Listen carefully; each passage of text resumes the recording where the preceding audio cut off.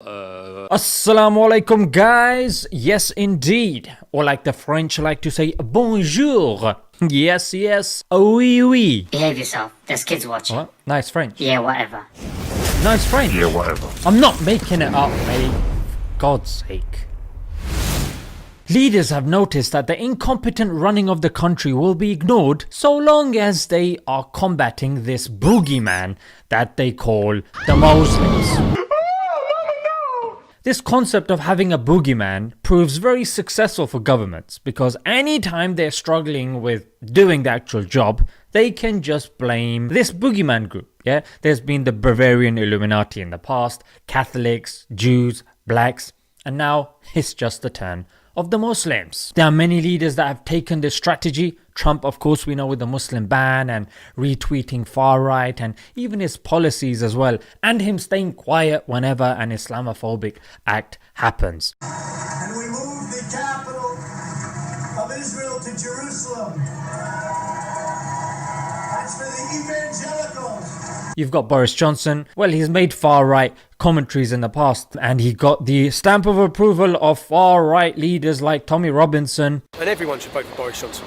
And Katie Hopkins. Yeah, you've got far-right in Australia, you've got Bolsonaro in Brazil, and of course Modi. Yeah, Modi, the absolute Mr. Donald Trump. And now Macron, with the elections coming up, he has also decided to get a piece of the pie. Of course, his pie is croissant and snail flavored. It's probably going to please people on the right, on the far right, because he will not say so, but he has the 2022 election in sight. So this mug is putting forward an anti-separatism bill. It's going to be officially discussed in Parliament around the December area, and if it goes ahead, it should come into effect by next year. Now here are some of the clauses. Number one, he wants to restrict homeschooling.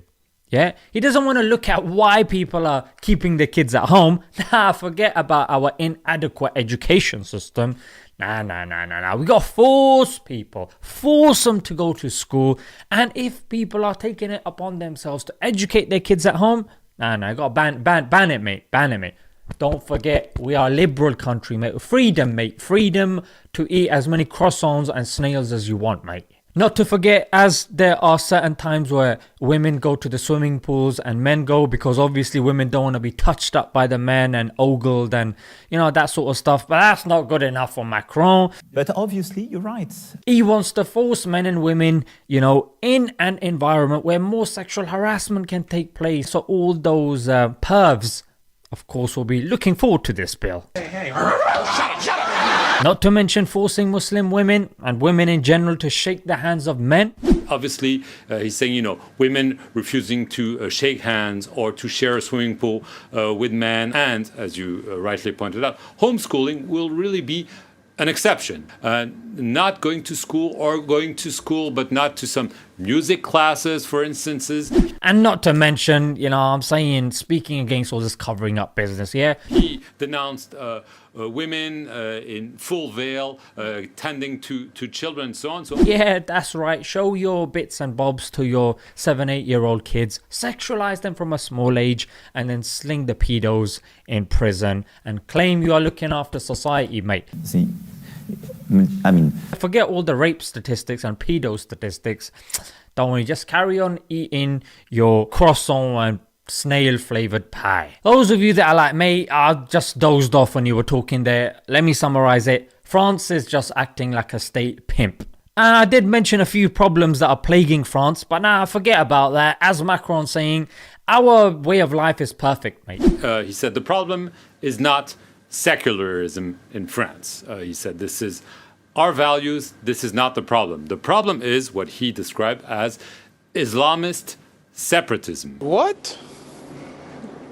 Bro, what are you talking about, man? And this is where this mug has gone way too far. L'islam est une religion qui vit une crise aujourd'hui, partout dans le monde. Pigeon-hearted pusillanimous weasel. I think this mug is getting Islam confused with Muslim. Islam is based upon the Quran and the sayings and actions of the Prophet, peace be upon him. Whilst Muslims, on the other hand, of course, are corruptible by society. What does that mean? But what this guy is doing is recycling an argument that's been done 10 years ago.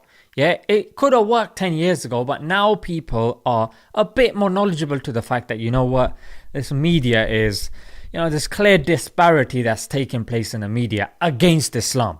But of course, because of the growing far right and the adherents to the far right are mostly the lower class. Yeah, because the lower class don't have the facilities to educate themselves on geopolitics and the history of these issues. Because they are becoming the majority of the vote base, governments are now changing their stance to cater more for the far right. But Macron, you know as well as I do, it's not Islam that's causing these issues.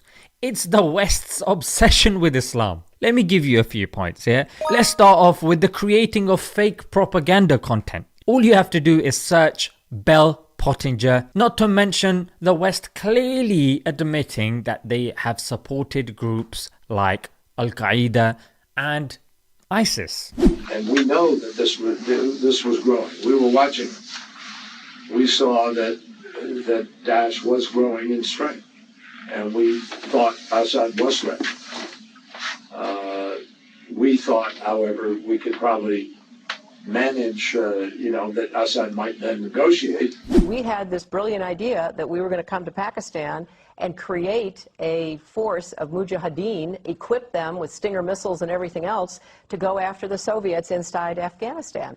The people we are fighting today, we funded 20 years ago. In my 30 years experience of working with these groups, actually on both sides of radical groups and having been involved with them, nearly always standing behind radical groups has been a state actor or an intelligence service of a state actor.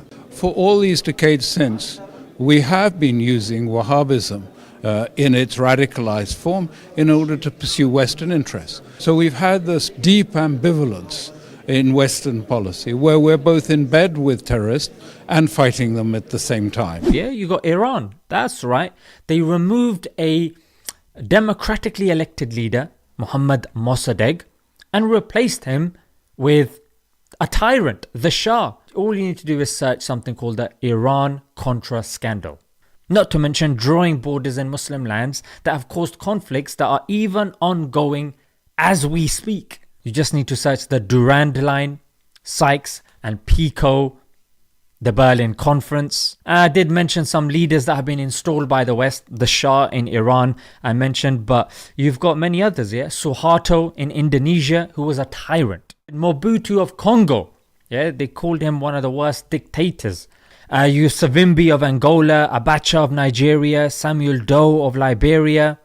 Not to mention the drone strikes and the use of illegal weaponry that decimate the population, like depleted uranium that causes cancer. But half of the population of Iraq, I think, got cancer because of depleted uranium. White phosphorus that melts the skin of whoever it drops on, all because of the West's obsession with oil. Lord Crewe said in the 1920s and the Foreign Office in 1958 that the aim was to keep Arabia divided so no one unified power could challenge Western interests. Which is a huge topic, and, Yes. and I mean, it was interesting to hear him talk about Islam in those terms and just say, this is a religion in crisis around the world. Some people might be somewhat offended by that. Yes, but some people also might say, okay, that's true. He said... Yeah, and let's end with this nonsensical response.